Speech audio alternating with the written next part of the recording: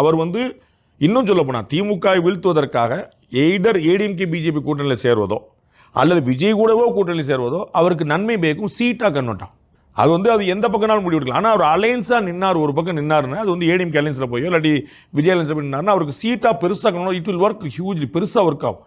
அப்போ இப்போ ஒரு பேச்சுக்கு ஏடிஎம்கே அலையன்ஸில் போய் நிற்கிறாருன்னு வச்சுக்கோங்களேன். திரு எடப்பாடி பழனிசாமி முதலமைச்சருங்கிற ஒரு முகம், பிஜேபி நயனார் நாயந்திரன் பிஜேபிங்கிற ஒரு சென்ட்ரல் கவர்மெண்ட் முகம் மோடி உட்பட கொண்டு வந்து நிற்பாடலாம். அண்ணாமலை போன்ற பிரச்சாரர்கள் அங்கே சீமானும் போய் சேர்றாருன்னா வேறு மாதிரி நிற்கும், அதிரி புதிரியாக போய் நிற்கும். அந்த கேமே உங்களுக்கு வேறையாக நிற்கும். நடக்குமா இல்லைன்னு எனக்கு தெரியாது. விஜய் கூட போய் சேர்ந்துறான்னு வச்சுக்கோங்க ஒரு பேச்சுக்கு. அப்போ ரைட் ஆல்டர்னேட்டிவ்னு போய் நிற்கும். ஆமாப்பா டிஎம்கே ஏடிஎம்கே வேண்டான்னு நினைக்கிறவங்களுக்கெல்லாம் ஒற்றை வாய்ப்பு, அதில் ஒரு ஸ்பிளிட் இல்லாமல் இருக்கும். ஏன்னா விஜய்க்கும் சீமானுக்கும் பகை கிடையாது.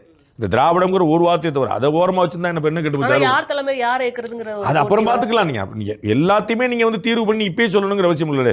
நீங்கள் யார் முதலமைச்சருக்கு ஜெயிச்சுடுவாங்கப்பா பார்த்துக்கிறோங்கிறது. இப்போ ஏடிஎம்கே பிஜேபியில் கூட்டணி ஆட்சி சொன்னாங்கல்ல, அவங்களுக்கு அதான பதில். ஜெயிச்சுட்டு வாங்க, அப்புறம் கூட்டணி ஆட்சியால் ஜெயிக்காத ஒரு கட்சிக்கு நீங்கள் பேச. அப்போ நீங்கள் ஜெயிச்சிட்டீங்கன்னா கேம் இஸ் என்டர்லி